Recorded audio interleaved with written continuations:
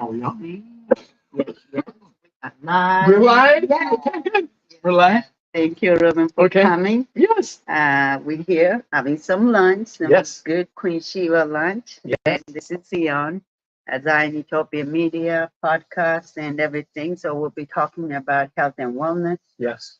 and also food is your medicine and health is your wealth. Absolutely. Yeah.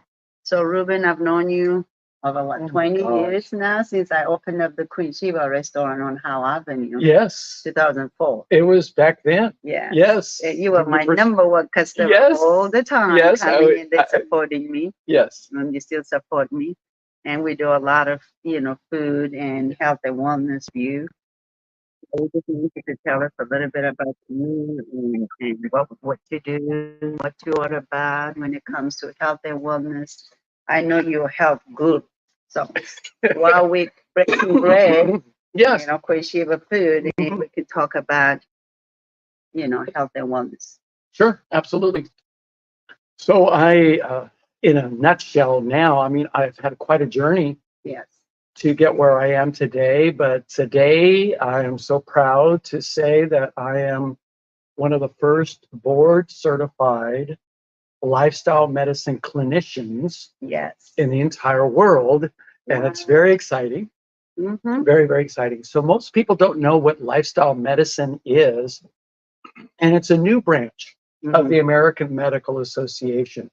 So you have the American College of Cardiology, the American College of Pediatrics, American College of Orthopedics. But Yeah. now we have a new branch, Mm-hmm. and it's called the American College of Lifestyle Medicine. Yes. So you may be wondering, what is lifestyle medicine? Mm-hmm. So lifestyle medicine is an evidence-based approach.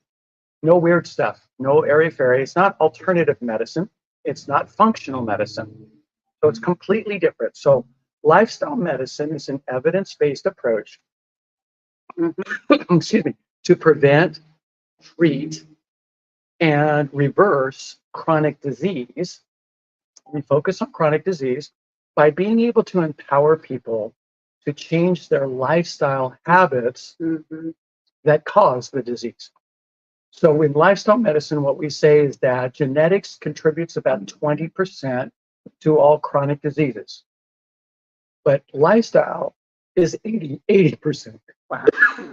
So we can't change the genetics. Sorry. That is what it is. But what we say in lifestyle medicine is very powerful to understand. Genetics loads the gun, but lifestyle pulls the trigger. So we don't necessarily have to have our genetics determine our status in life. It's not necessarily the case. A lot of people mistakenly think, oh, diabetes runs in my family. I'm going to get it. Oh, heart disease runs in my family. I'm going to get it. Oh, cancer runs in my family. I'm going to get it. But that's not the case. What happens to run in your family are the patterns of lifestyle habits and lifestyle behaviors. Most of us don't realize how conditioned we are by our parents and our families to do the same things over and over again. Same patterns, same foods, same culture, language, patterns of behaviors, whether or not you exercise, whether or not you sleep well. All these things are patterns of lifestyle behaviors that contribute to chronic disease. If we can change that, make small little changes, really tiny little changes, that just it's remarkable what can happen. It really is. Yeah, and I know you're a vegan person. You've been vegan all your life, but we were just talking about how vegan food is not all healthy food. So if you can just talk about eating plant-based food, whole food, Right.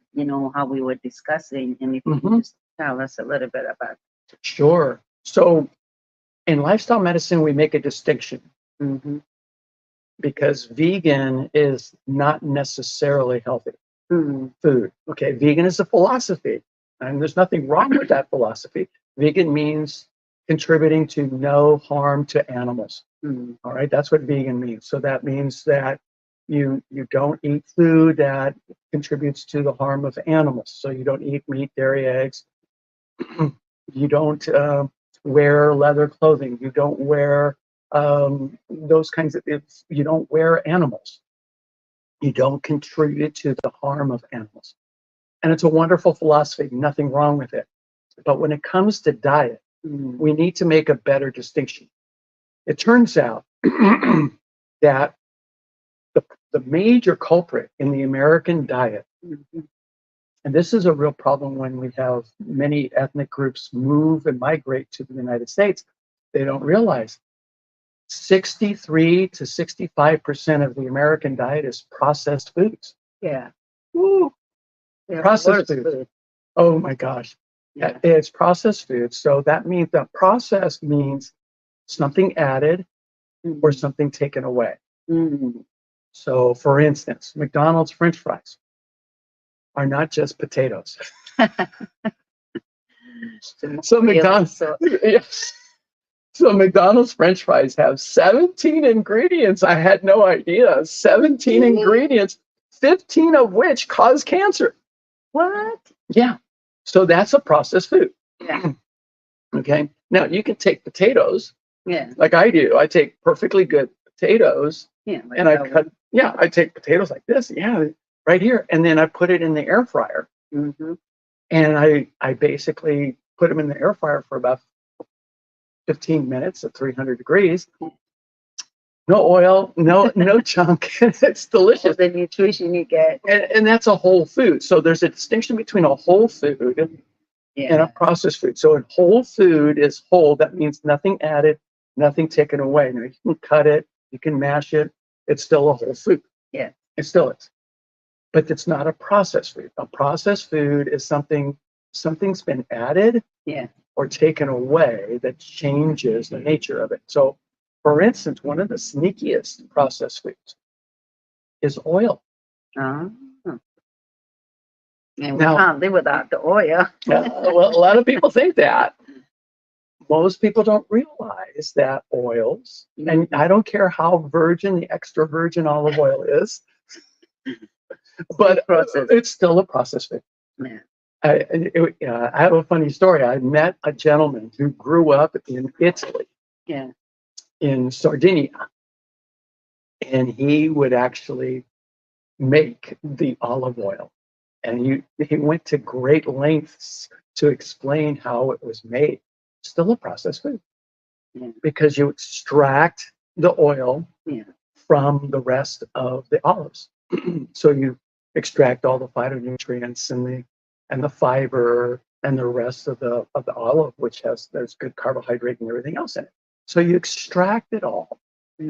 So it's a processed food. It's a refined food.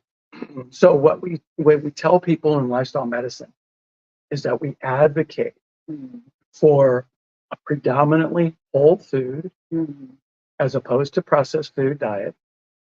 So this is really whole foods. It's wonderful. Yeah. So it's whole foods, and it's plant-based. Yes. As opposed to animal-based. Yeah. The problem in the United States has been that animal foods have expanded greatly over the last 125 years. Yeah. It used to be that Americans ate just a few pounds of meat a year. Yeah. It was rare. It was just for the holidays. It was just an occasion. It wasn't all the time. Now it has become, for many people, it's a major part of their plate, and it's 2 to 3 times a day. Yeah. So that's a real problem.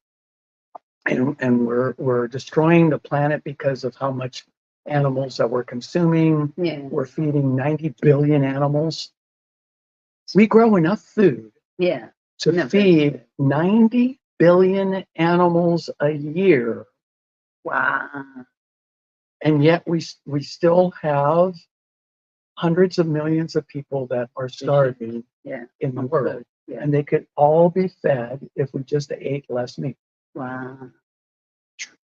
Yeah. Just like that.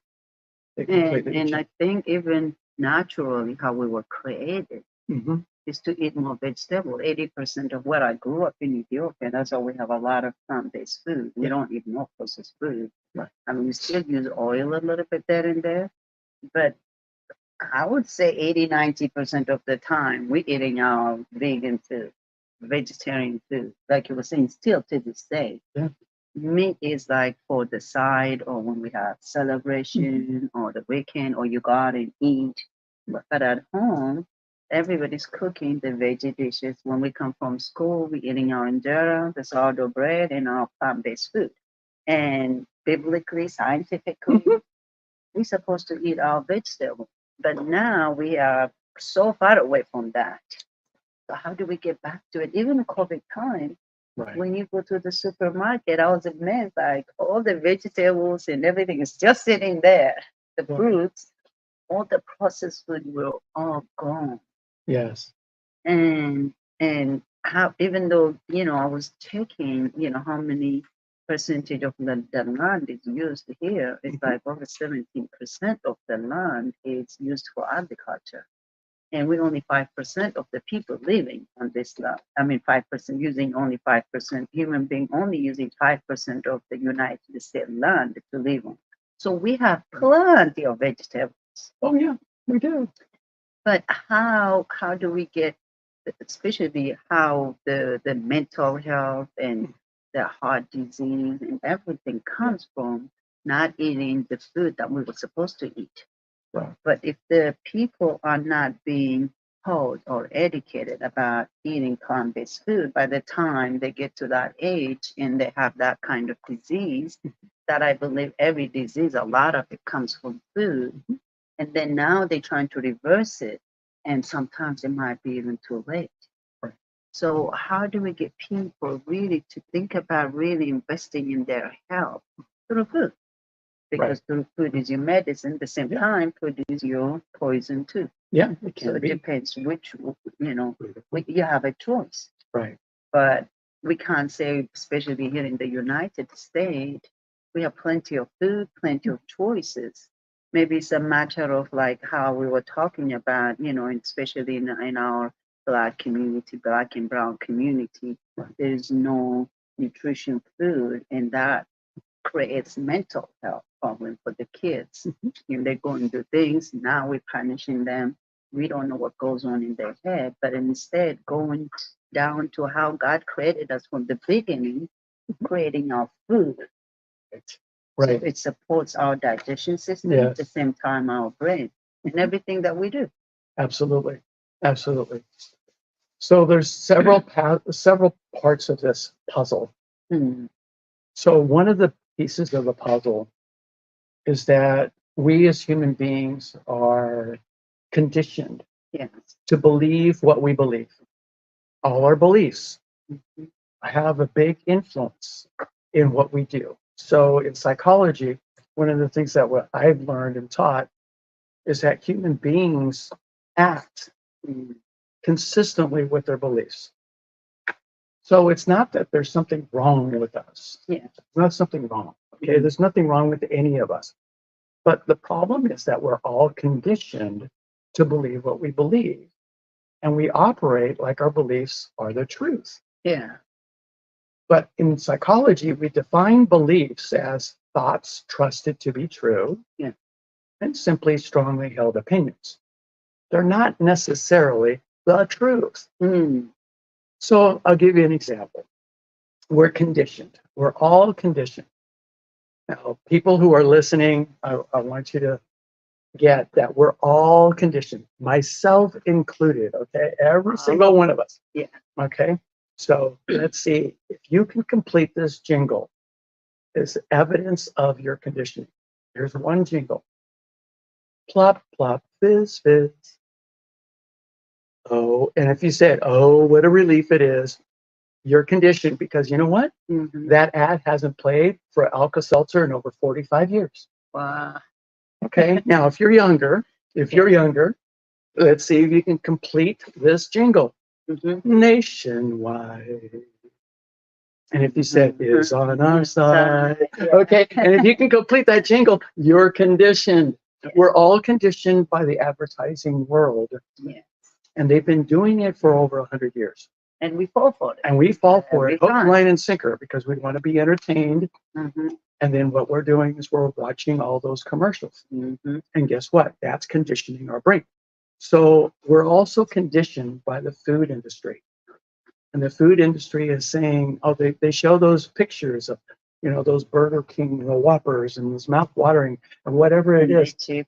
And it's all the things, YouTube, whatever the case may be, there's all these commercials. Yeah. And whether we like it or not, that's imprinting on our brain. Mm.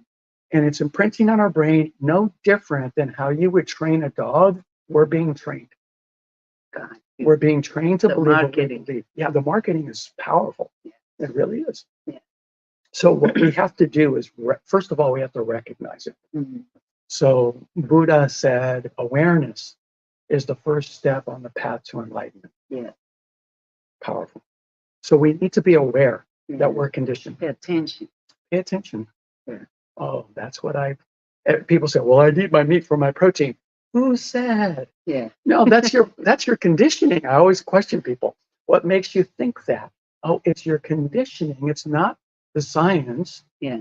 No, it's just your conditioning. You've come to believe that.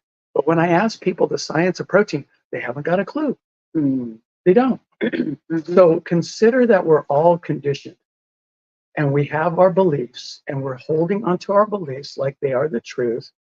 And we have to be willing to look at our beliefs and say, maybe this isn't helping me. Yeah. For instance, by the way, here's another one, a wild belief. Yeah. There are still some people. And yesterday we had the eclipse, right? Yeah. Okay. That was evidence. But there are some people that still believe that the earth is flat. I've met some. Okay. Now, we have every shred of evidence to show that the earth is not flat. Yeah. But some people still believe that. So it's important for us to recognize that our beliefs get in the way. For hundreds and hundreds and hundreds of years, people were actually put to death if they believed that the earth was not flat. Mm. Can you imagine that? Yeah. Okay. The feeling comes in. Yeah, right. So we have to challenge our beliefs. So that's the first step. Okay, awareness that we're conditioned by our beliefs, and actually the second step is to challenge our beliefs. Mm. So now, if we're going to challenge our beliefs, we have to start to seek out good information. Yeah. And we have to be a scientist in how we think. Yeah. We have For to test ourselves. for ourselves. Yeah. Absolutely. So don't just take anybody's word at face Mhm. value. Don't do that. Do your experiments.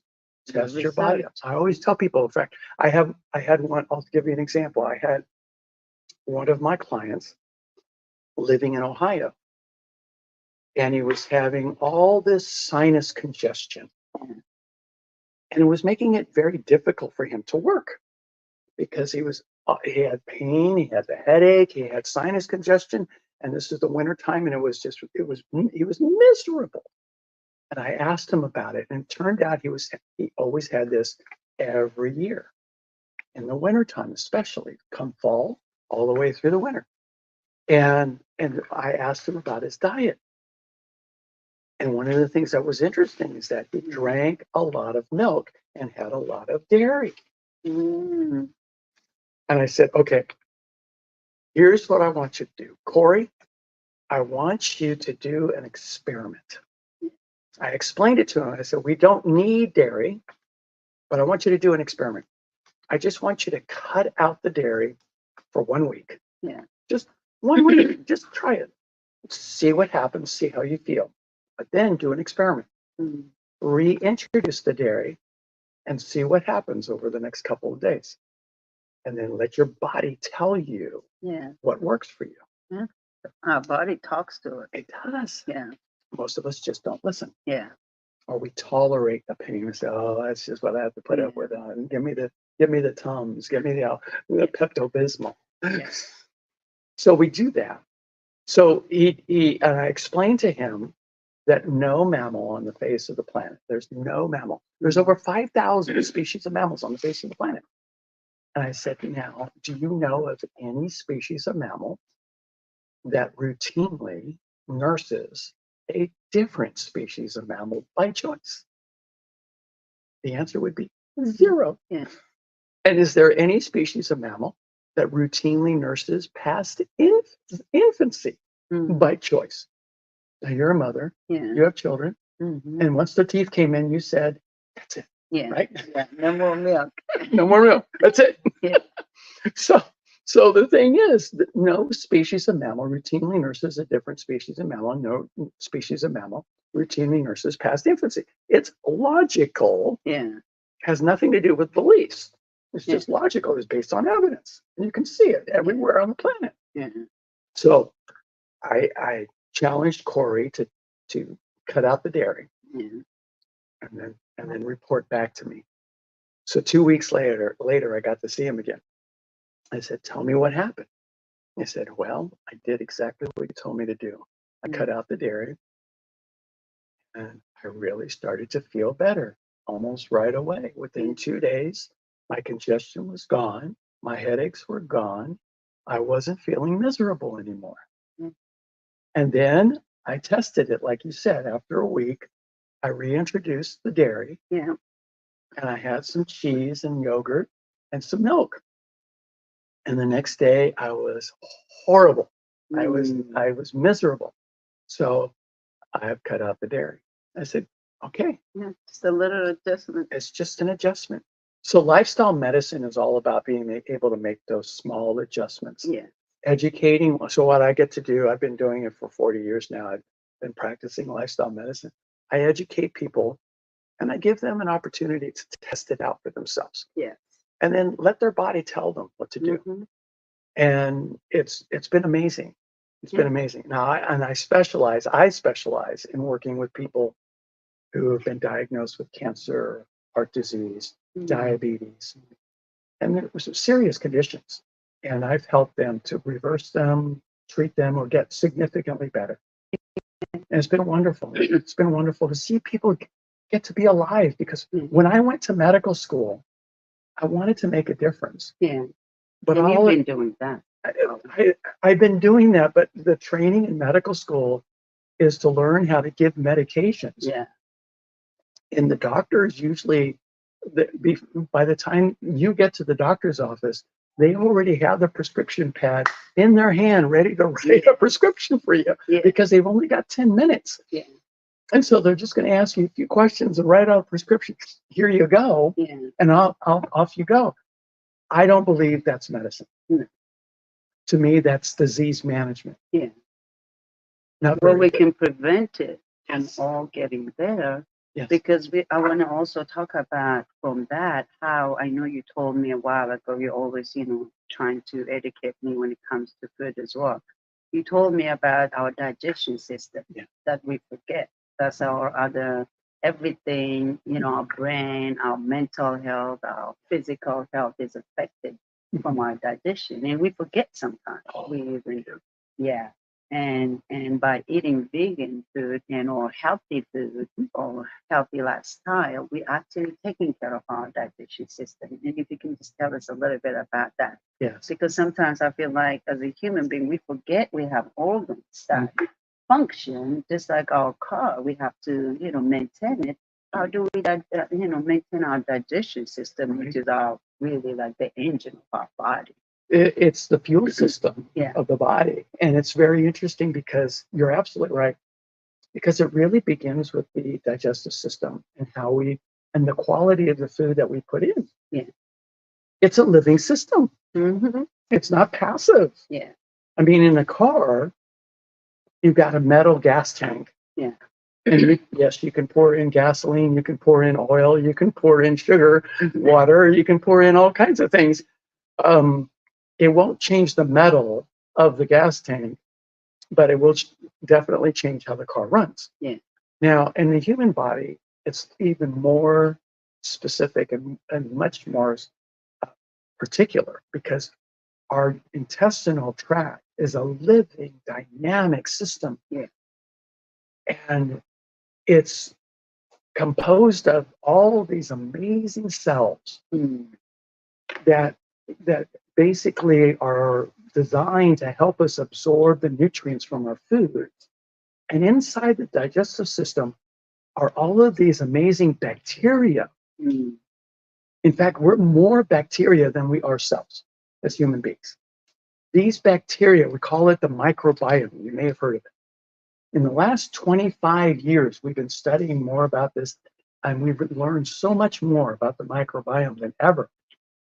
And that microbiome has so many different species of bacteria. And these bacteria will increase if there are certain types of foods, Mm. and they will decrease if we're missing those types of foods. So it's very interesting. It's not a passive system at all. It's an active, dynamic system. And so there are different species of bacteria that correspond with every single different species of food.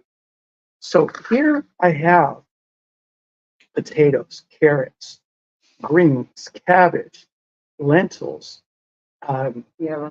those yellow split peas and spices. All right, so I've got every single one of these foods has particular fibers, Mm. and the fiber for each species of plant food is unique. Each species of plant food feeds a different species of bacteria. It's amazing. Now here's what we show. There are certain species, and we can actually measure this. In fact, it was an interesting experiment that was done with African Americans compared with South African blacks. Okay, so blacks from South Africa and blacks from the United States. And what they did is they looked at their diets. Mm-hmm. So South Africa, predominantly plant-based, not completely, but predominantly, like Ethiopia, right?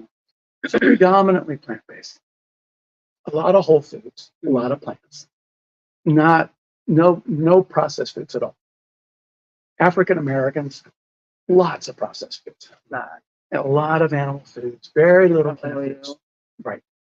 Lots of that. So what they did is they actually did a microscopic examination of their intestinal tract. They did a biopsy. They sliced the tissue. They put it on the slide. They actually stated a particular way, and they showed that the cells in the South Africans of their colon, those cells had very little what we call mutagenic changes. So very little mutations, very little of the cells we're looking at as being precancerous. Mm-hmm. Very few. So predominantly healthy. But the African Americans, the biopsies of their colon cells showed a lot of mutagenic changes, a lot of it. Yeah. So that was showing that they were in the route of creating cancer. Mm. So then they did an interesting experiment. For just 2 weeks. These two groups, genetically very similar, they swapped the diet for just 2 weeks. Wow. So the South Africans ate the African American diet for 2 weeks. Yeah. The African Americans ate the South African diet for 2 weeks. Mm-hmm. Then they repeated the biopsy. Yes. And then they showed that in just 2 weeks, the African Americans' colon became more like the South Africans before, originally. Became healthier. It was a radical shift in the quality of their health. However, the South Africans, in 2 weeks, their colons looked like the African Americans did. In just 2 weeks, it was a dramatic change, and it was so quick. It was so quick. And so we actually have histological, physiological, biochemical evidence that shows how this works. Yeah. And so what we have to do is educate our people, because we have to educate people to understand that, okay, our gut gives us access to all our neurotransmitters, to all our hormones, to our stress reduction. So many things. It manages so much. Our peace. Our peace. I mean, it's oftentimes referred to as our second brain. Mm-hmm. So it's really important that we feed our gut very healthy food. Yeah. So come down to Queen Sheba. Yeah. And you were And have a talking vegan about, buffet. yeah, we live 7 days a week Yeah, right. and eat your vegetable. That's what I Yeah, say. right. But the same thing, like how you were comparing, for me, what I eat, and I know I eat sometimes American food too. I'm Yeah. the guilty of it. Yeah. But at the same time, when you see what our, the diet here, not just because that's what that's what they were given. Mm-hmm.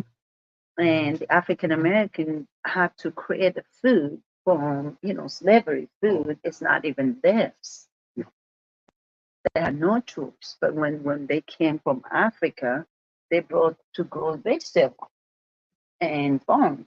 So we are far away from that now. And instead of farming our vegetable and grow our food in our backyard and still eat our healthy food, we actually so far away from that now. So that's why we have this, especially in our community, the heart disease. People are dying. They can't even stay more than 60-year old. A lot of people are having heart disease and diabetic and blood pressure. And all that comes from the food that we eat. And at the same time, the healthcare system is so bad and broken, and they would just throw some medicine at you. Or if you can't afford your insurance, you're like, too bad. You can. So that's why I think, from the beginning, if we teach our kids and our family how to eat a better food, we're still gonna eat, the fried food and the bad food. Even when I went to Asia, I went to China. I could not believe the food they eat is totally different than here. Here, it has a lot of sugar. Mm-hmm. People put actually sugar in the food. Mm-hmm.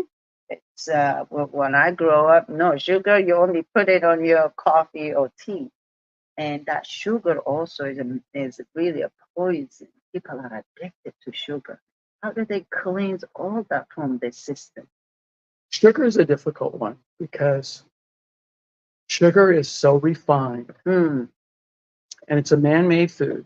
Okay. And the history of sugar is rather interesting because it started off in Indonesia with feeding sugarcane to the pigs. Mm-hmm. And then it traveled to India and they learned how to take the sugarcane and extract it into a fine spice. Mm-hmm. In fact, back then, sugar was so expensive that in today's dollars, it would be the equivalent of $100 an ounce. So it was so valued, it was so highly valued as a spice, Yeah. but it's a refined food. Mm. The chemistry of sugar, refined sugar is toxic to the body and it interacts with the dopamine receptor sites in the hippocampus of the brain stronger than cocaine. Yeah. I'm not saying shift to cocaine. Don't do that. Okay. Yeah. But the thing is, sugar is such a potent, Yeah. addictive substance, and it's addictive. Yeah. It's so addictive. So we have to treat sugar addiction the same way as we would a cocaine addiction or a heroin addiction or an alcohol addiction. So how do we deal with that? We have to completely cut it out. Mm. And we have to detoxify the body. Now, fortunately, we do have wonderful, healthy alternatives to refined sugar. So we have fruit, whole fruit is wonderful. It's the best. And that is unrefined sugar as opposed to refined sugar. Yeah. So that's a completely different product. Yeah. Completely different chemistry, completely different interaction in the body. Some people say, oh, I have this diabetes. I'm going to eat, if I eat fruit, then my blood sugar is going to go up. But that's not understanding the cause of the diabetes, which is having too much fat in your diet, which plugs up the cells from the inside. And now, yes, any sugar that you eat is going to raise your blood sugar. So that's not the problem, that's the symptom. So if we want to address, in fact, we actually have an interesting experiment. I want to share this with everybody. We have an interesting experiment. We actually took diabetics and we put them on an all fruit diet. But no fat. Yeah. No fat, no animal, no fat. Okay. Yeah, a few vegetables, but all fruit, nothing but fruit. Diabetes went away. Wow. Type 2 diabetes went away. It went away completely. Completely healthy. So what we want to be able to do is realize that unrefined sugar from plant foods is completely healthy. And if you want a sweetener, my favorite sweetener is a whole food. It's date syrup from dates, medjool dates. Dates are wonderful. And when you have date syrup, it's just dates and water. That's all it is. And that's perfectly healthy for you. So I have that every morning with my oatmeal. So you think so the fruit does not turn into starch? I know, the sugar is what is really diabetic. That's why I say eat your injera too, because the teff doesn't have no starch. So, I'm saying that if God has given us the right food, the right everything to eat, but we choose something else. Right. So like the teff is actually gluten free and low in starch. So in that way, when you eat it, it doesn't turn into sugar. So we have grains and vegetables, and that does not turn into fruit. We eat fruit for our instead of sugar. Sugar turns into, of course, starch. So one of the beliefs that a lot of people have is that if you eat particular foods, it turns into sugar. If you eat potatoes, it turns into sugar. If you eat wheat, it turns into sugar. Wrong. That's not the case. Okay, so what happens is that all plant foods have carbohydrates. There are different kinds of carbohydrates. So refined sugar. In the back. Well, yes, and there's different kinds. So for instance, glucose is a refined sugar. Sucrose is a refined sugar. Fructose is a refined sugar. Maltose is a refined sugar. Galactose is a refined sugar. Lactose is a refined sugar. Okay, so all of those are refined sugars. Maltodextrin is a refined sugar. So there's so many different kinds of refined sugars that are man-made that we make as human beings. But there's two carbohydrates that human beings must have in order to produce energy. So amylose, probably never heard of amylose. Amylose is an unrefined carbohydrate, and amylopectin. It's an unrefined carbohydrate. Human beings must have those two complex carbohydrates.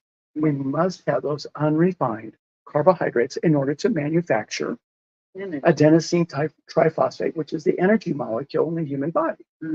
So we must have those two.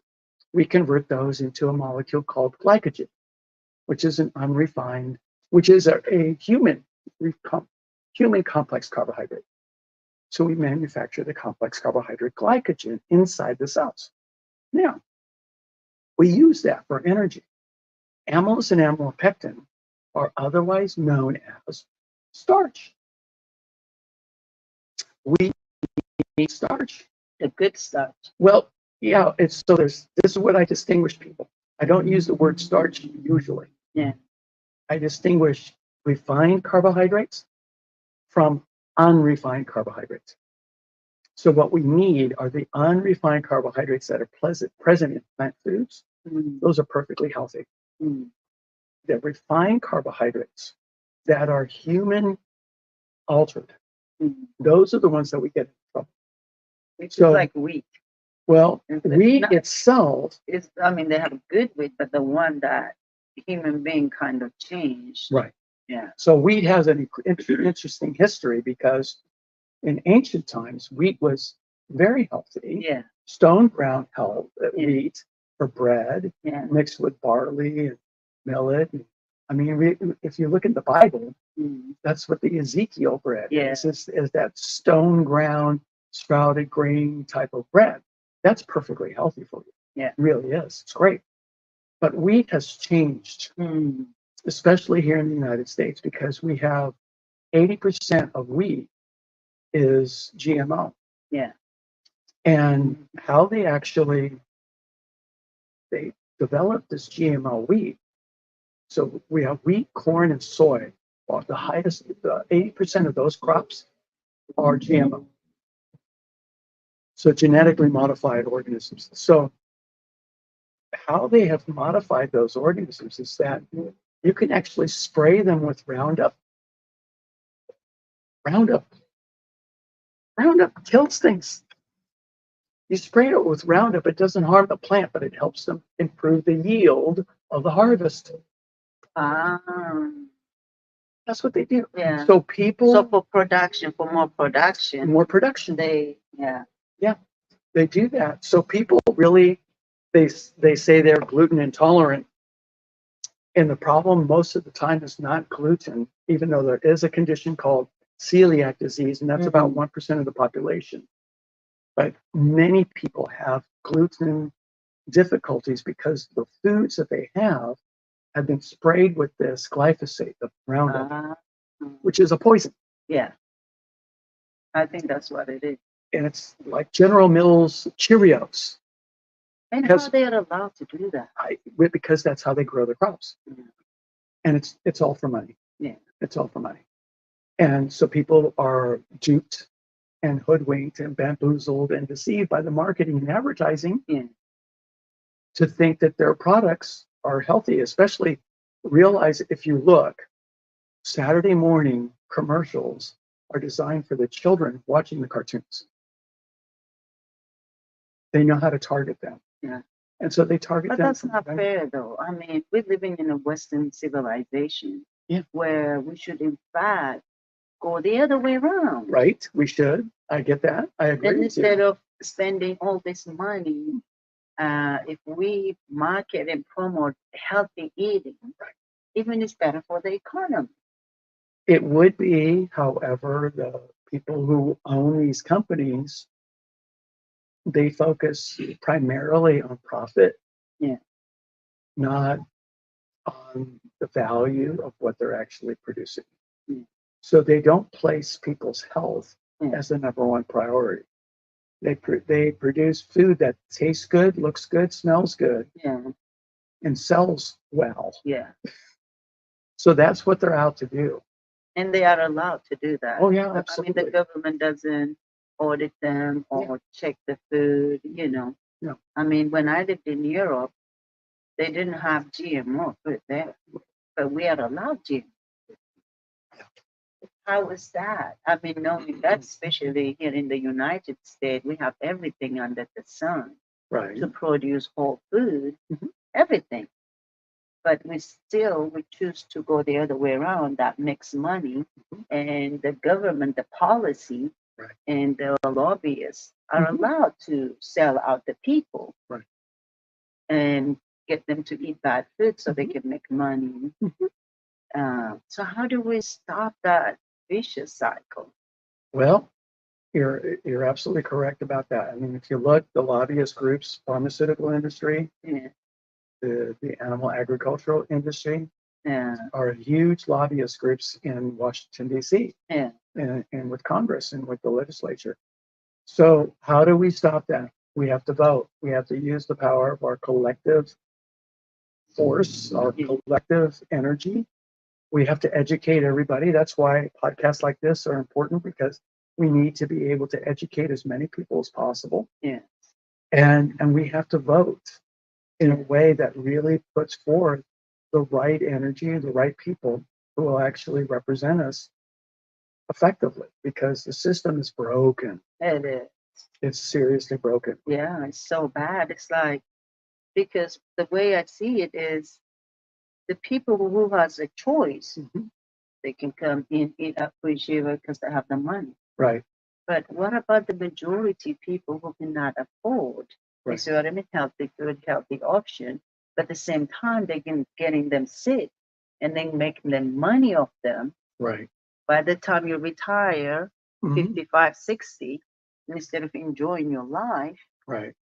now you're sick and you're trying, and instead of enjoy, you know what I mean? Now Mhm. you're trying to take care of your health, and Right, instead of living, the best of your life. right. So this is where it requires a tremendous amount of education. Yeah, We've got to educate and we've got to get the word out. We've got to get people to start understanding that they need to make some changes. And even small changes can make a difference, really small. yeah, Even if we make, like Corey, my example of Corey, if he tested out that dairy didn't work for him and he cut out the dairy, and if he goes back and has just a little bit compared to what he was having, that's a change. yeah, And so we have to improve little things, yeah, little habits. And it's all these small changes. Diet is a major part of what makes a difference in our health. So we have to make a difference in educating people about their food. And that's why I love being able to do seminars and educate people with my programs yes, and give people a chance to learn. And by the way, there's ways to eat healthy. You can eat healthier and save money. We yeah. actually know that a person will save an average Mm-hmm. of $400 to $500 a year by going plant-based. Mm-hmm. That's amazing. That's Yeah, amazing. it is expensive. It is. It is. And when you think about it, if you really want to be very thrifty, you can buy beans in bulk. You can buy rice in bulk. You can buy lentils in bulk. Mm-hmm. You can buy corn in bulk, and you can actually cook a lot of very healthy foods Yes. for a very small amount. There's even a book called Eat Vegan for $4 a day. It shows you how to do it. So you can actually eat much healthier, Yeah. and it's not that hard. And it doesn't take long to cook. I No, always tell people, to cook my cabbage. yeah, All you need is oil, garlic and ginger, onion, yeah, turmeric, good stuff. yeah, And then spices. chop your cabbage Yeah, and put it in there. It's ready to go in 10 minutes. You don't need to right, overcook it. right. And you It's and you not that don't even hard. need the oil. Yeah, you can even leave the oil if you don't want Right, to. You can right. leave the salt if you don't want to. Yeah, So right, you cook how it fits you right.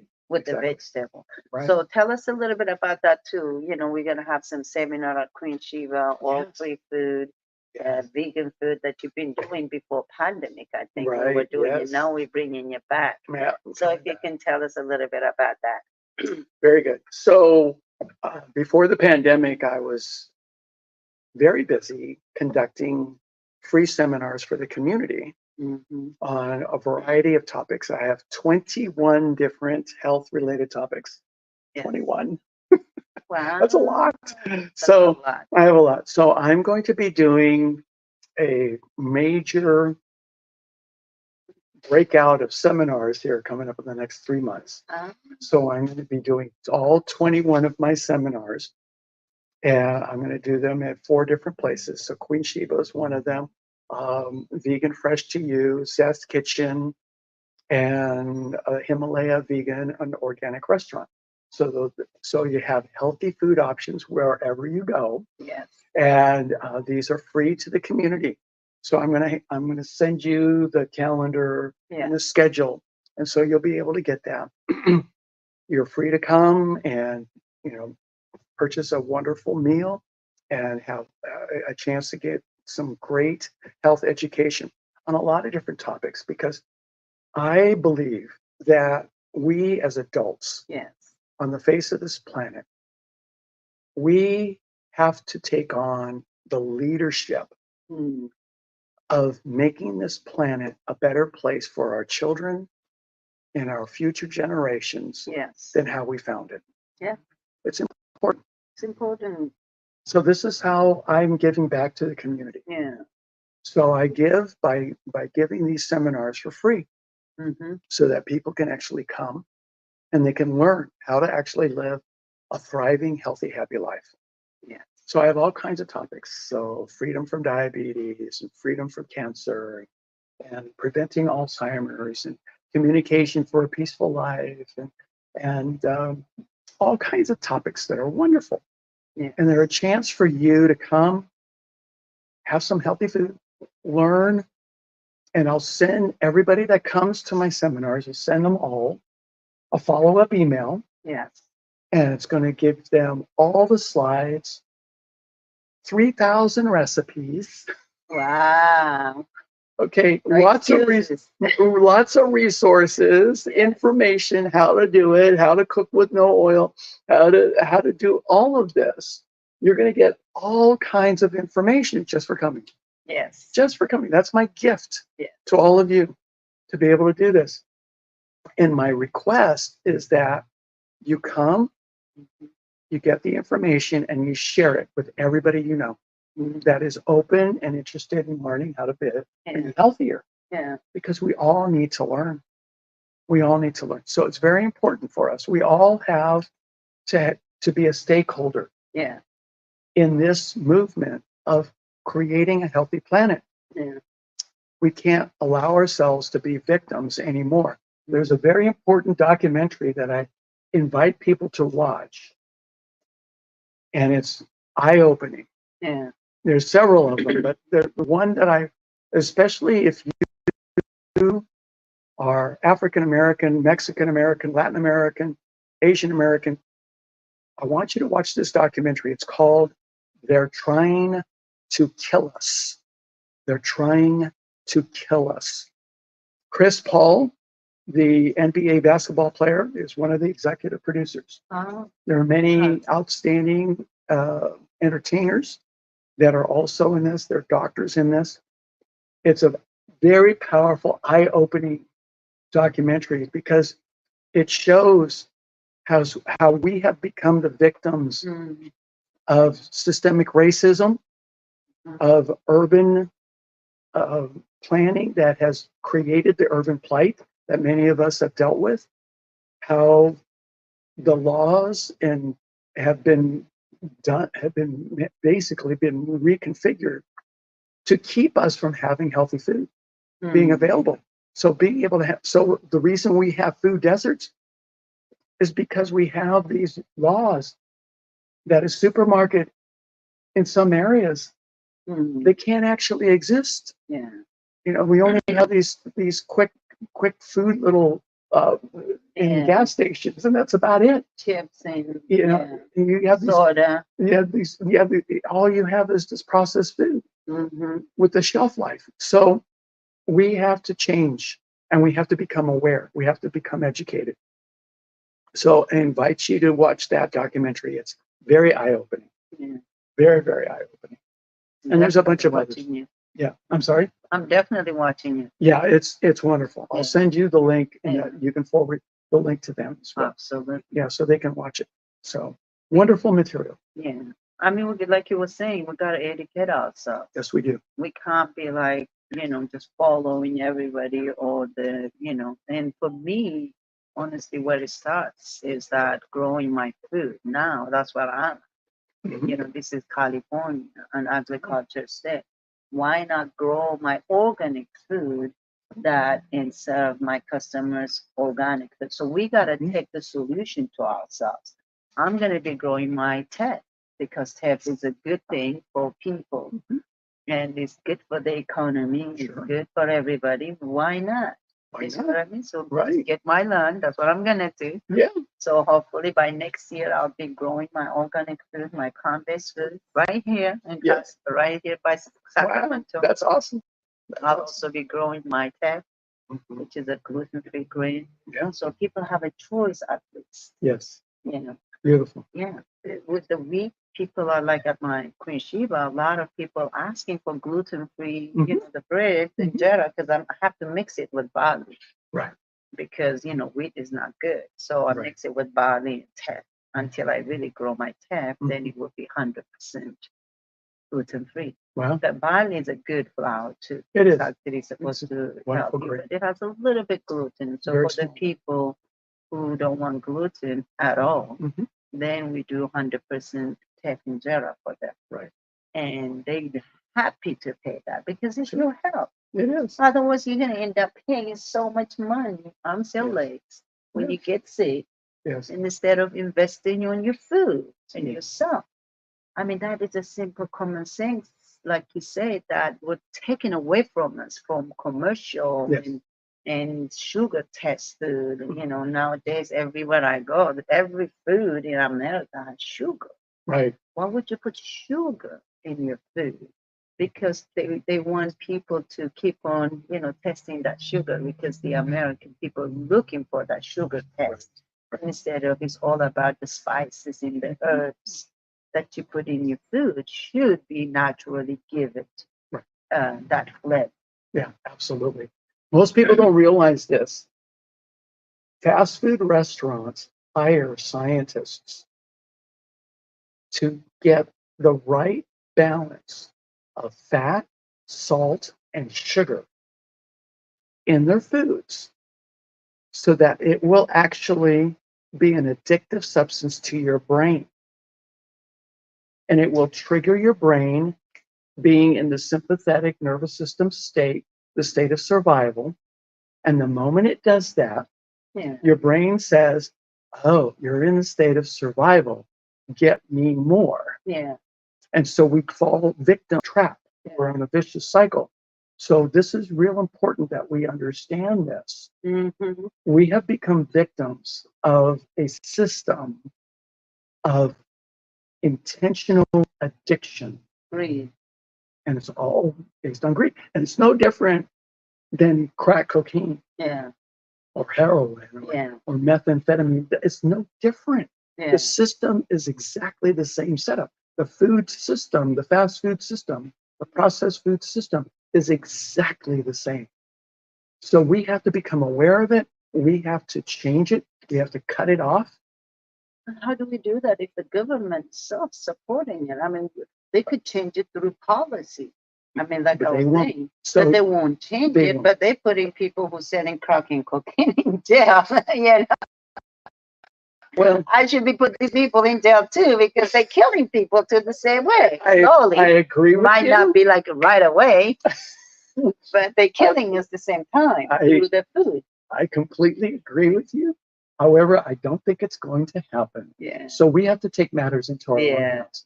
We have to take responsibility for ourselves. Yeah. We do. Mm-hmm. And that's why we have to watch documentaries. We need to educate. We need to share the information. And if you have a young family, I have 4 children. I have 4 boys. And as a single father, I made it a point Mm-hmm. to feed my children healthy food. Yeah. Only Yeah. whole food that was plant-based. I educated them and they had no choice in the matter. They came over to my place. Yeah. That was all they were going to eat. Yeah. End of story. But not everybody has a father like you. No, but That's the problem. we need to create that. But Yes. we need to create that. We need to change the script.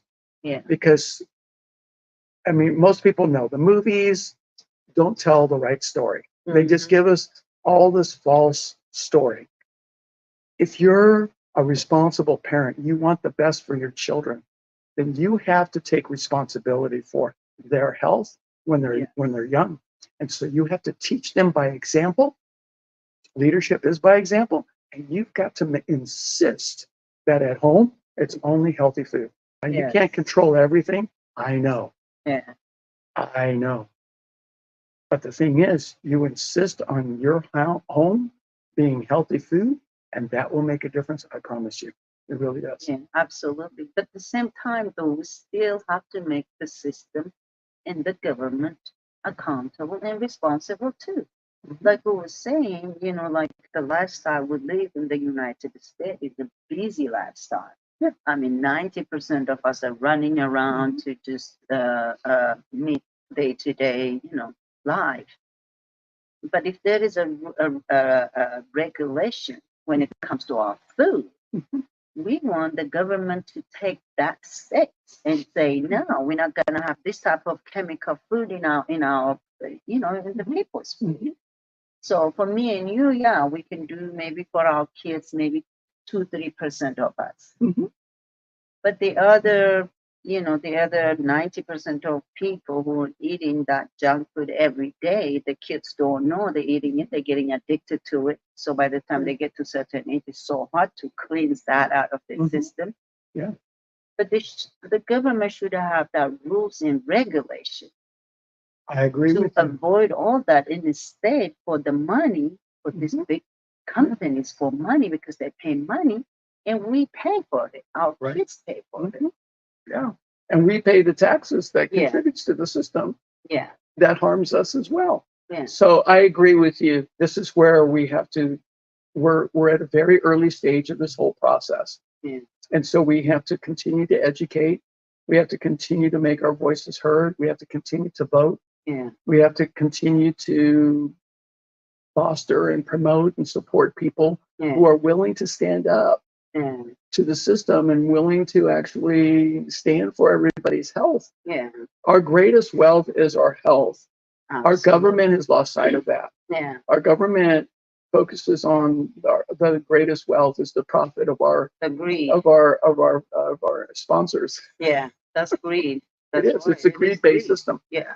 It's a greed-based system. So it's a capitalistic, it's a greed-based system, and that's what we have here in this country. And so we have to recognize that reality, and we have to take matters into our own hands and be responsible. One of my teachers, he said this, that on the East Coast, we have the Statue of Liberty that stands for freedom. And that's the opportunity coming here to the United States. It is. It's a wonderful thing. Yes. But what's missing is a statue of responsibility on the West Coast. And we need to have that balance of understanding that freedom does not come without responsibility. Yeah. Our representatives in the government, Washington, D.C., and everywhere, basically, they have lost sight of this. They don't understand that freedom doesn't come without responsibility. We all have a shared responsibility. Yeah. And we need to be able to take care of our health. We need to be able to take care of each other. Yeah. It's really important. Yeah, That's fundamental. Basic. It's fundamental. Food is our basic. It's not about profitability, it's responsibility. Yeah. So I believe that freedom comes with responsibility, and it makes sense. I mean, if you think about it, it really does. A lot of people had issues with Bernie Sanders, who was talking about a social democracy, but I think people misinterpreted that. Yeah. But it's really, really simple. Simple. Because when you take a test to drive a car, you have to pass a written exam, and then you have to pass an actual exam, a practical exam of driving a car out on the road. And you sign by your signature on that driver's license, you agree to take responsibility for how you drive and follow the laws so that everybody stays safe and everybody can get to where they want to go. So you agree that you will stop when the red stop light is red. You agree that you will stop at all the stop signs. You agree that you will drive safely. That's a responsibility that everyone has to agree to so that we can actually drive safely. It's an important distinction. That is shared responsibility. Yeah. And everybody does it. Everybody benefits. And everybody benefits when we all do that. And you all know what it's like when you get into an accident, because guess what?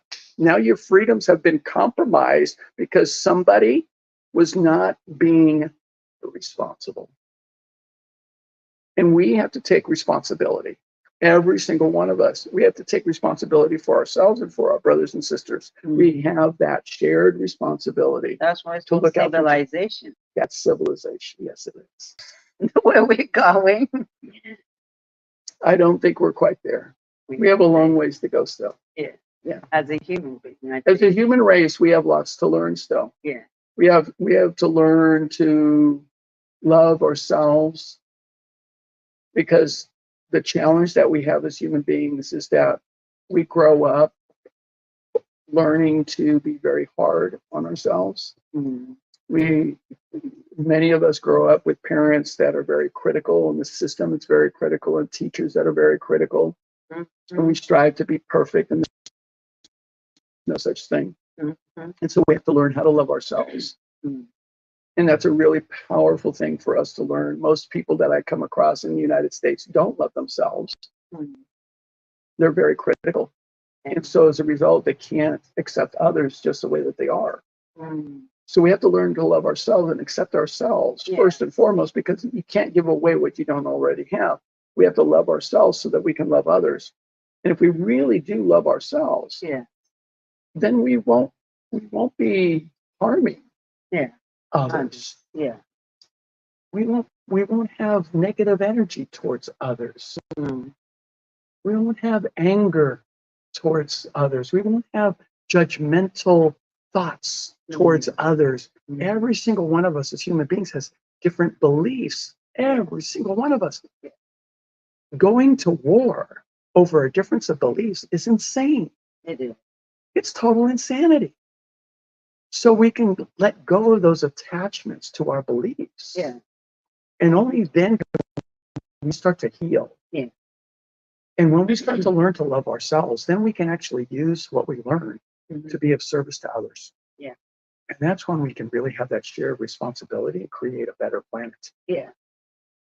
We have ways to go for everyone. Yeah. For everyone. Because I think the basic thing is that access to our nutrition food that should be for all human beings, including kids and children. It shouldn't be like only for the privileged. Yeah.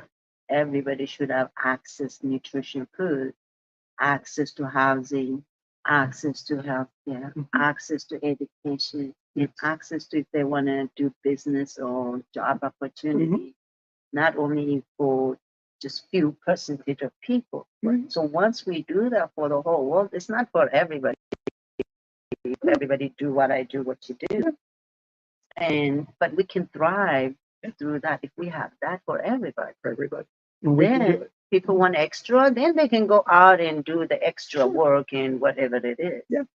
But until we have that access to all, then human beings still going in the wrong direction. Right. Completely wrong. And the way I see it, like United States is the leader to the world. You see what I mean? Somebody has to lead. So when the leader is itself is deficient, how is the rest of the world is going to follow?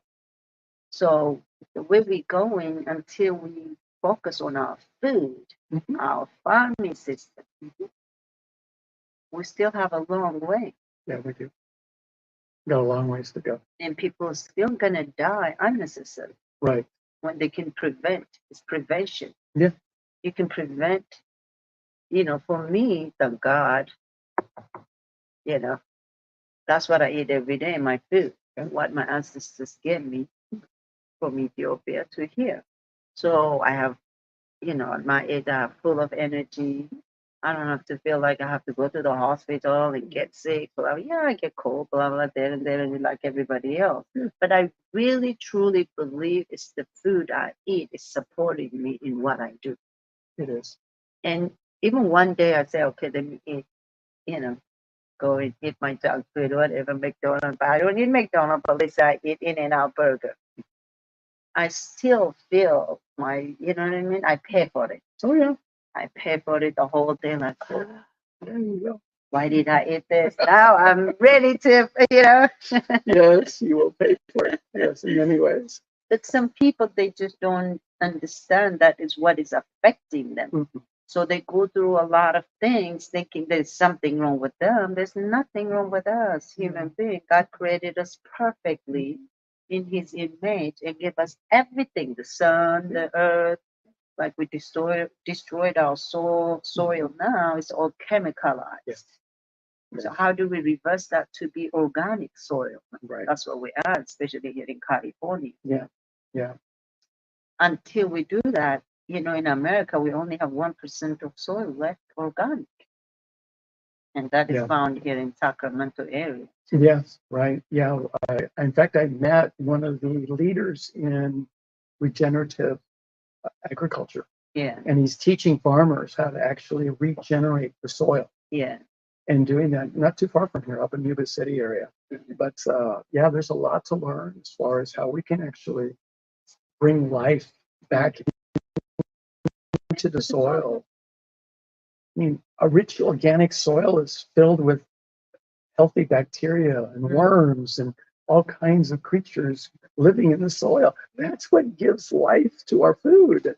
That's what we want. We are made out of all that. Yes, we are. Human beings. Yeah. But it's like we can't change the sun, but we're changing our soil. Yeah, we are. That's dangerous. It is. It is. I mean, the soil is our soul, in fact. You see what I mean? Yes. If the soil is destroyed, we destroy human being as well, but for profit and for extra. And we destroy the earth and the climate. Mhm. You can go on about the environmental justice. Sure. That's Right. another story. Right. How we really destroying our climate in the name of big companies. Sure. Because they got to make profit. Yeah. And instead of going the natural way, we still can go natural way, get the sun, get whatever it is, use the technology to benefit human beings, and instead of just benefit few people for the profit. Right. Until we change that, where are we going to go? And until America change that, how is everybody going to follow? Right. Well, So we're still going to be eating our bad food, chemicalized food.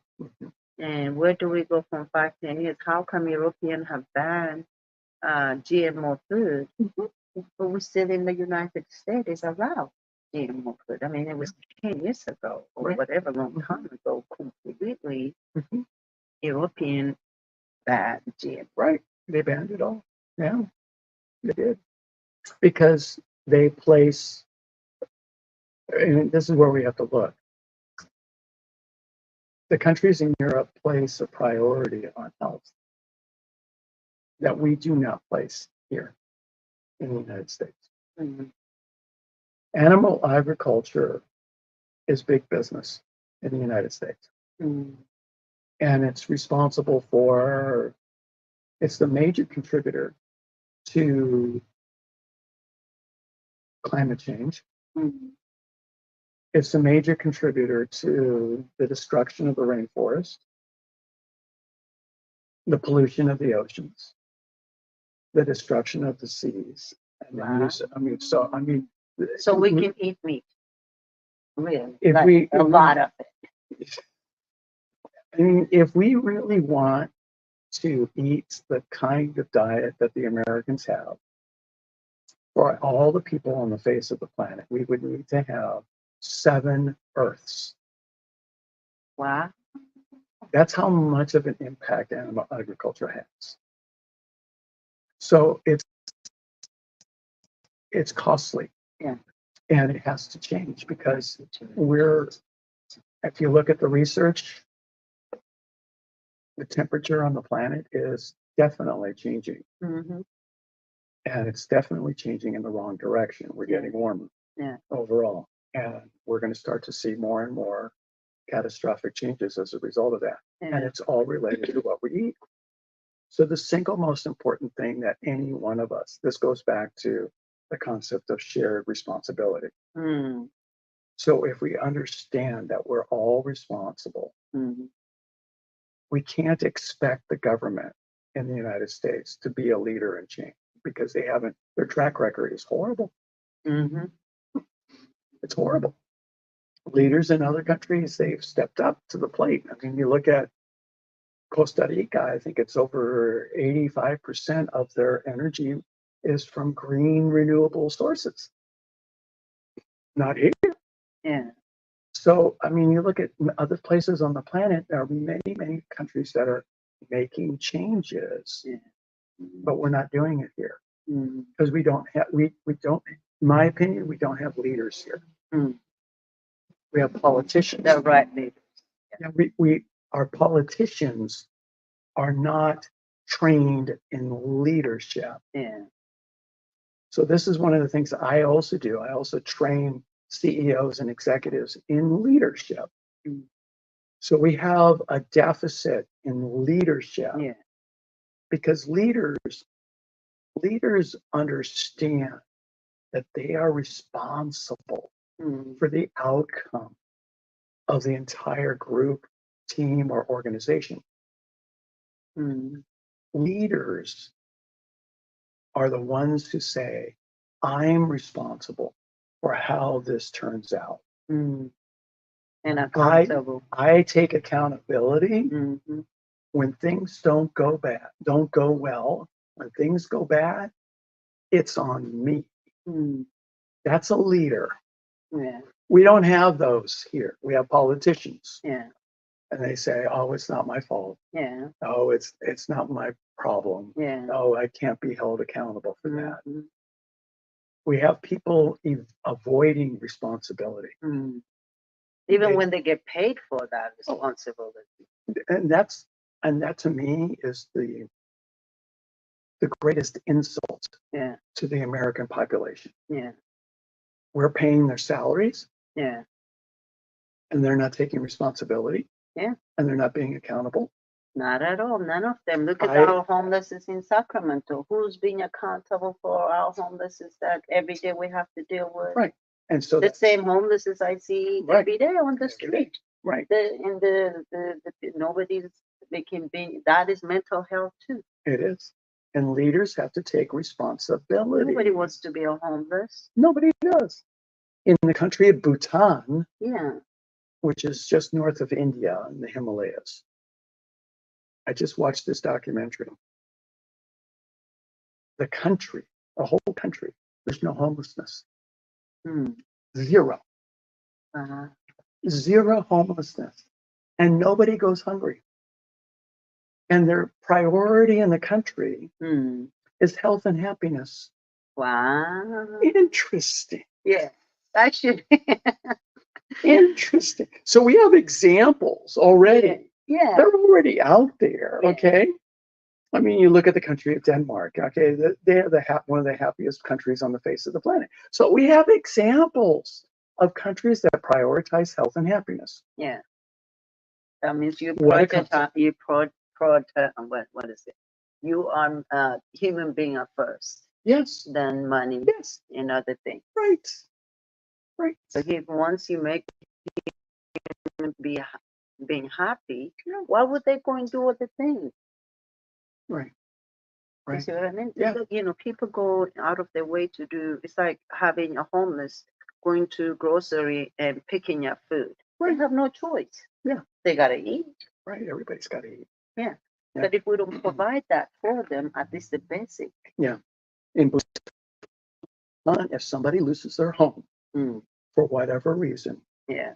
all they have to do is see the local government representative, Yeah. and they will be allocated a parcel of land so they can grow their own food. Yeah.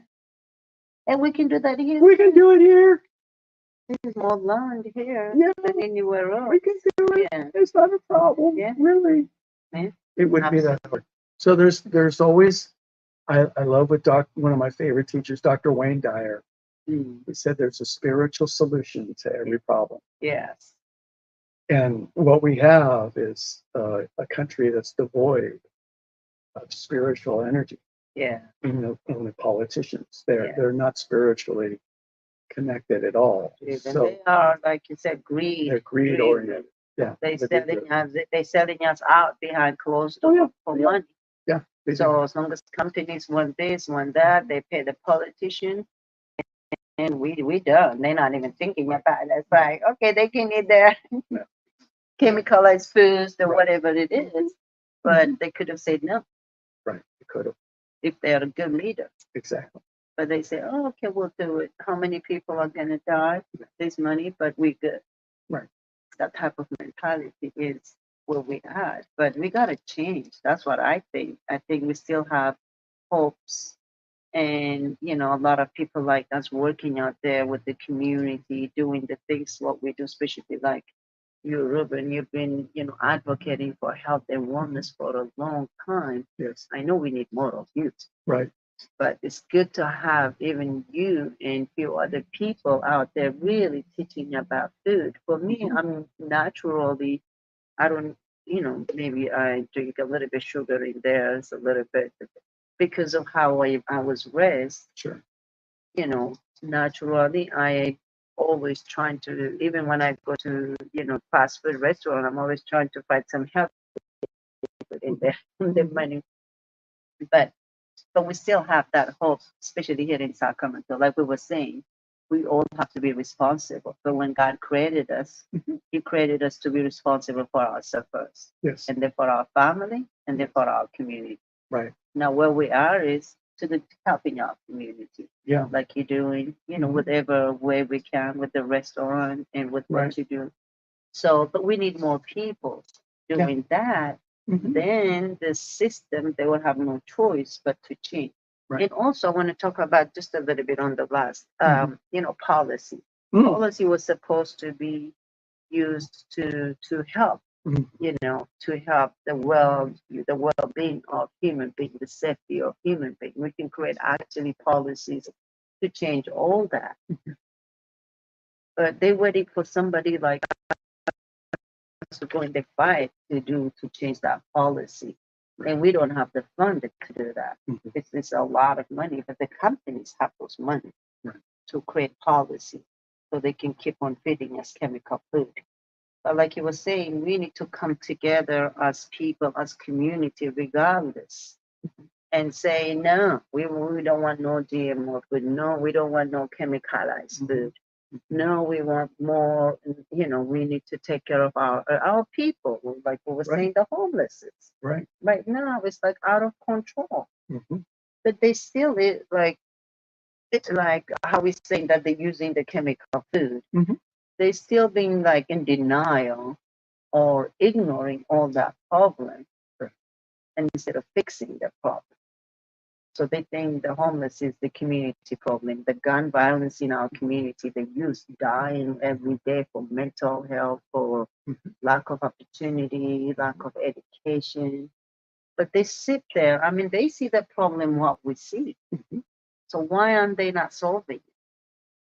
Well, I know many too. But well, so I think there are many facets to it. I mean, I used to work for the state of California in the Office of Statewide Health Planning and Development in the Department of Health Services. And I could see that there were many aspects to what was going on. And I completely agree with you with what you see and what's there. I mean, I grew up in Southeast Los Angeles, downtown area. And I saw the same. I saw exactly the same. So I think what we have to ask is, one, we need to develop leaders. We don't have leaders. So we need to develop leaders from the grassroots. Yeah. So this is partly what I'm committed to as well, is also creating leaders and being able to develop that, because we need leaders, people who are trained in leadership, understand what it means to be responsible for others. And those are the people that we need to step up into political positions. yes. Because right now we don't have that. So we're missing that.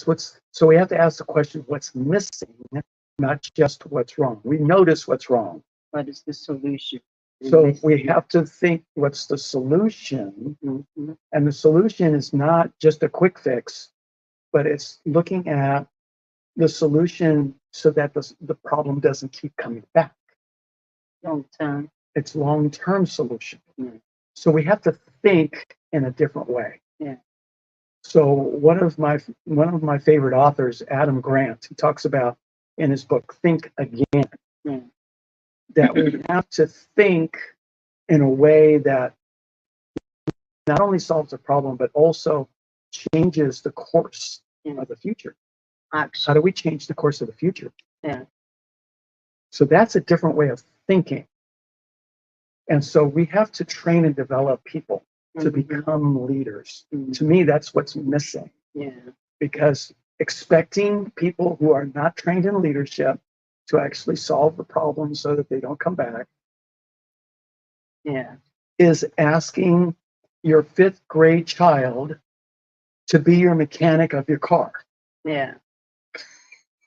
It's impossible. Not going to go well. And at least support the people who are doing the work too. Right, right, You know, there are So- people who are doing the work, right. but they So don't have enough support. they don't have enough support because, again, we're missing the leadership. Yeah. So we need people who are willing to step up into leadership, who are trained in leadership. Yeah. They're aware of what it takes to be a leader. So I'm going to be doing a 10-session program Yeah. I'm gonna sign up for that. leadership Sure. development. Yeah. I'm focusing African American, Latin American, Asian American leaders, business leaders. We need to learn about how to be effective leaders. I'm going to give you in this program the same information that I have been training health professionals, CEOs, and executives for over 30 years. Yeah. Oh, that's For the exciting. first time ever, I'm signing up. I'm going to offer this Yeah. in the community here, Yes. okay? So Yeah. that you can actually learn. It's just going to be on Wednesday mornings, lunch is included. Yes. Oh, Healthy lunch. perfect. So it's going to be great. So it's not the whole day, it's just a half a day. Yeah. That way you can learn. Yeah. You can learn how to be a leader. And this is what we have to do. We have to do this from the grassroots on up. Yeah. We have to learn how to become better leaders. This will help your families. This will help your organization. This will help your community. Yes. So if we learn how to be leaders and how to be responsible for the outcomes that we produce as leaders, then we can start to develop Yeah. leaders in the community. Absolutely. And we can start to have leaders that represent us, Yeah. that we can actually then change policy Yes. that definitely makes a difference for the entire culture in which we live. Yes.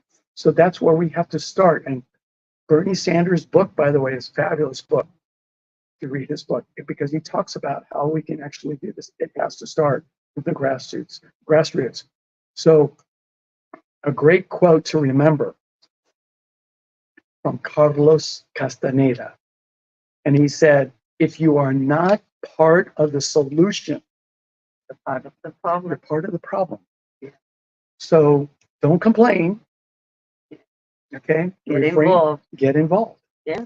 Get involved. Yeah. Somehow. That's the Somehow. whole point right now. What we do in discussion while I'm doing is that Yeah.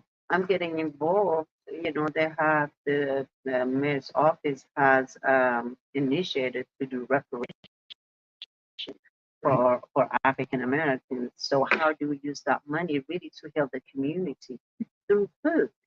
Yeah. Through supporting each other. Absolutely.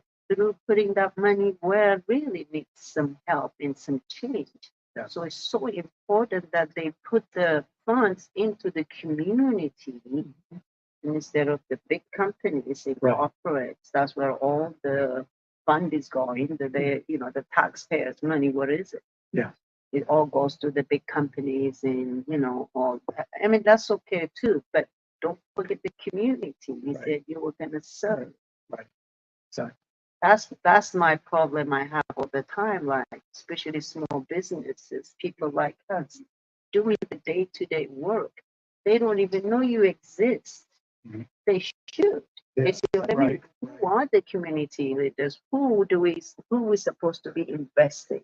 Right. So we could reach to the community, but they are so disconnected to the community they're supposed to be serving. They're too busy serving, the top. Mhm. They don't even remember us. We have to really go and say, look, I'm here, but still. So those are the type of thing has to change in the government, but the government systems supposed to be really paying attention to the people who are underserved, underrepresented. Yes. Right. But I don't feel they're doing that at all. Well, because they're not thinking in the right way. That's the issue. Yeah. Okay. I mean, if you're a leader and you step into an environment where things are not working,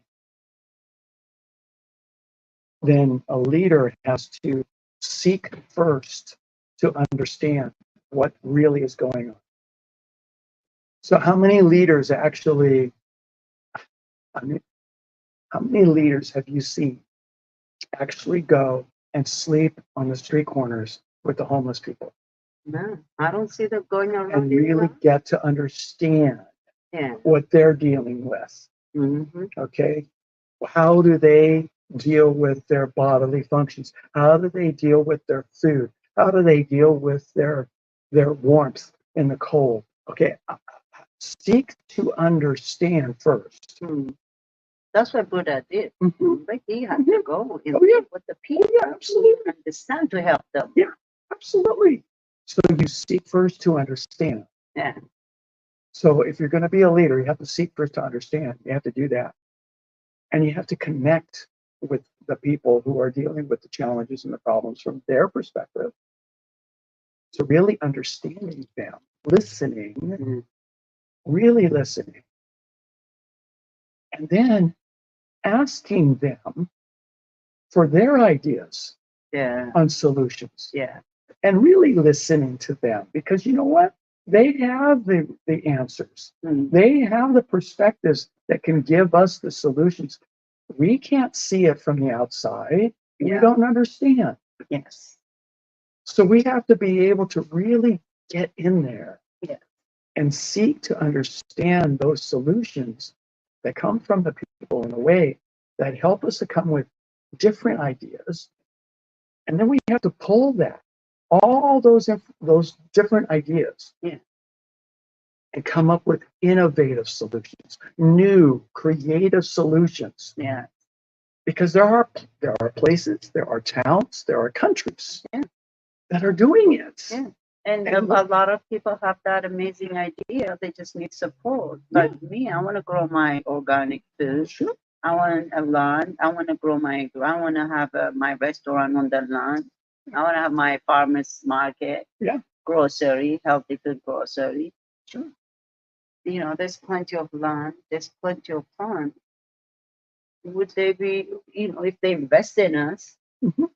you're a leader, you can educate me how to actually do the work. So it takes a village now. It takes a community, right, to come together, even solve the problem. What's going on here in our community, Sacramento? Right. That's what I focus on. That's all we can do right now. Right. Yeah. At the same time, we have to make our city officials and governments accountable too. At the same time, the same time, we have to make people accountable to take, steps. All of us, nobody's perfect. Well, I think we have a lot of work to do. Yeah. Because we need to develop the leaders. Yes. From the grassroots. We need to fire all the politicians. Yeah. Tomorrow. But we need to have replacements for them in place. Yeah. All right, so you can't just fire them without having some people ready to step in and do the job. Could be worse. It could be worse if we did that. So I would love to fire them all. But we need to have people in place, ready to go. So so we have a lot of work to do to set that up and lay the foundation. I've been a part of developing leaders in the minority community for, gosh, I mean, it's since 1987. Wow. So I've been doing this a long time. And it's really important to me that we actually develop leaders and leadership in our communities. We have to do that. Even Jesus said we need a leadership. I mean, he was a leader, but everybody needs a leader. Yeah. Not everybody's a leader, but I need somebody like you to teach me how to even lead people. Right.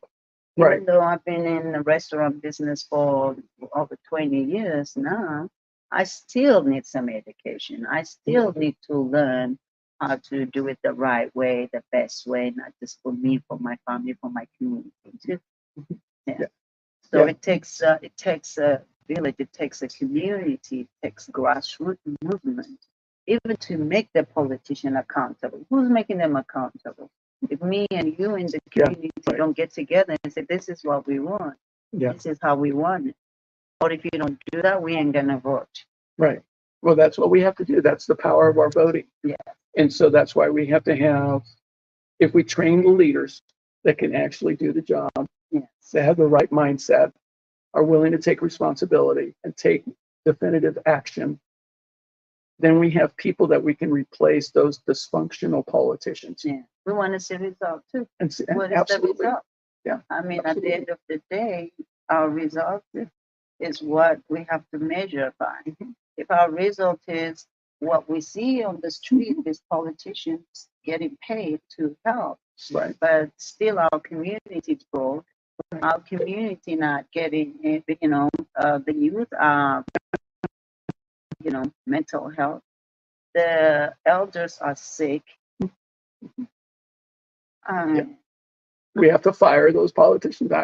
My favorite words to be able to say to politicians are, "You're fired." Out you go. If you don't produce results, they fire us, but we don't pay nothing, but we don't pay tax, or when we don't do what they say, they get rid of us so fast. Yeah. I mean, I was a hospital administrator at Kaiser in South Sacramento for several years. All right. So I know what it means to be a boss, and I know what it means to actually empower people to do their job well. And look, if people don't do their jobs that you hired them to do, and they're sitting on their lazy butt, and they're just talk. And you know what? As far as I'm concerned, you're fired. Yes, I wish we have that power, but we do have that power. We have that power, and that's called the ballot box. So that's why what we got to do is we've got to come together. No kidding. Yes. And we've got to really put power in the voting process. That's the only tool that we have of accountability. Yeah. Especially, like I said, to African Americans, they died to get that vote. Yes, they did. So if they don't put something on the plate to change some things, why even vote? Right. You see what I mean? Yep. Whatever, state level or city level or federal level. So what is it you're putting on the plate for the community to change what has been destroyed by the systemic racism? You see what I mean? Right. They're still functioning as if everything is good to go. But if you don't change it, and I'm just giving you my vote, for what? You see what I mean? The same as usual, every 4 years, there's some election. They say, oh, black people vote for us, brown people, black people vote for us. And we just go give it to them for nothing. Right. No. What do you have on the plate for me? How are you going to change my community? How are you going to change the health and wellness of the African American, black community, brown community, all the underserved and underrepresented community? Right. What is the budget? What is the fund for that? If they don't show us, where is the reparation at the federal level? What is it? So if we don't, ask, God says, ask, you'll be given. We gotta ask sometimes. We gotta fight for those things. Yes, we do. Which is, unfortunate, but we will fight if we have to for the health and wellness of our community. Yes, we have to. And it's not that hard. No, it takes courage. Yeah. Because we're going to have to stand up. We're going to have to make sure our voices are heard. We have to do that, and we have to make it known. Yeah. And in today's world, we can do that more easily because we have social media, we have the internet, we can access ways of communicating with many, many people in a very short period of time. So we have to come together, and we have to do it collectively. Yeah. We really do. And we can't let go of, we have to stay in the fight. Yeah. We have to stay in it. The good fight. It's a good fight. It's fight the good fight. Yes, it's fight the good fight. We have to do that. Yeah. As John Lewis said, we have to do that. Yes, we're ready. Yeah. Yes. Thank you, Robert. This is so amazing, talking to you about, everything else, especially community health, community healing, community happiness, community leadership. That's so important that we actually should invest our funds, our taxpayers' money. I know they fix the road every day or they buy cheaper. Like, I wish you could, you know what I mean? Could you use that money for something else that, fixing? We need the road to be fixed. Yeah. I'm not saying but Right. we need the human being soul to be Right. fixed too. Right. We need our health to be fixed. Yeah. We need a lot of stuff that they need to put the money. So for our health and wellness, our safety. Yeah. Our community has no safety net. Mhm. As a Black woman, honestly, every time I have to pray, my daughter comes home safe. Mhm. And this is America, Right. especially for Black women. Your son, you know what I mean, out there. Yeah. From the community violence, police violence, from all this violence, Yeah. they're lucky if they can make it home. Mhm. We should not be living in a society like that, especially Right. when we are in a Western civilization. Right. And when we say we are civilized people, that means we're helping others, our neighbors. Mhm. Not because I'm Black or I'm white, I'm Asian. We are all neighbors. Right. God says, help your neighbor. Right. Love your neighbor, regardless. He doesn't It's say yourself. Black, white, Yeah. Asian. Nope. No qualifiers. Help everybody. Right. Yeah. Absolutely. So I think that's where we are. And I really thank you. And make sure that you guys come. And so we're going to do it on Sunday. Yeah. From 9:30, I think it's May 9:15 to 11, May 5th. May 5th. May 5th. The first seminar with me. It's May 5th, 9:15 to 11:15. I'm going to do it then. 15-minute difference, I think will make a difference. Yes. So 9:15 to 11:15. It's going to be a very powerful seminar. Communication for a peaceful life. Yeah. That's a tall order. Okay. I need that too. So if you ever have stress with anyone in your home or at work or any family members, this would be a very good seminar to attend because it's part of being able to live a healthy life is being able to manage your communication. It's real important. Yeah, absolutely. And we'll be cooking, in fact, the vegan food with no oil. We do that for you all the time. Yeah. You can cook That's great. with no oil, still taste good. It's wonderful. Nobody complains. Even though we use a little bit oil in our food, but we can actually cook it also no oil, no salt, nothing. Yeah. So if Great. you're trying to be healthy and get yourself in the healthy lifestyle, and we will be on May 5th, Sunday at Queen Sheba. Yep. Join us. I'll be putting it on my Facebook, all the seminars that Yep. Yes. and follow us there. All the information that you need as far as getting involved on the reparation, on the CD, on everything we do.